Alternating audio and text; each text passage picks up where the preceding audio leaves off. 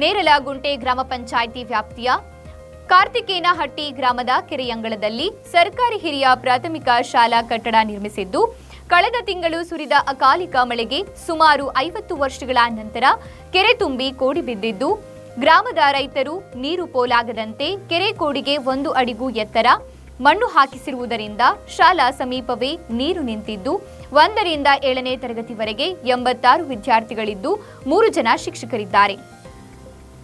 ಕೆರೆ ತುಂಬಿ ಜಲಾವೃತಗೊಂಡಾಗ ಗ್ರಾಮದ ಸಮುದಾಯ ಭವನದಲ್ಲಿ ಸುಮಾರು 15 ದಿನಗಳು ಪಾಠ ನಡೆಸಿದ್ದಾರೆ.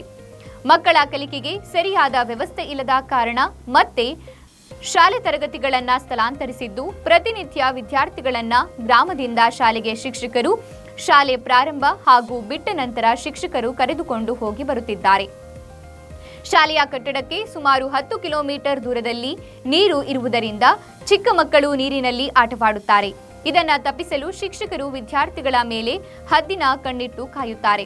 ಸ್ವಲ್ಪ ಯಾಮಾರಿದ್ರೂ ಮಕ್ಕಳು ನೀರಿನಲ್ಲಿ ಆಡಲು ಹೋಗಿ ಪ್ರಾಣಕ್ಕೆ ಸಂಚಕಾರ ಬರುತ್ತದೆ ಎಂದು ಪ್ರಾಣಭೀತಿಯಲ್ಲಿ ಮಕ್ಕಳು ಆಟ ಪಾಠ ಆಡುವುದು ಅನಿವಾರ್ಯವಾಗಿ ಈಗಲಾದರೂ ಸಂಬಂಧಪಟ್ಟ ಅಧಿಕಾರಿಗಳು ಶಾಲೆಗೆ ಸೂಕ್ತ ವ್ಯವಸ್ಥೆ ಕಲ್ಪಿಸಬೇಕಾಗಿದೆ.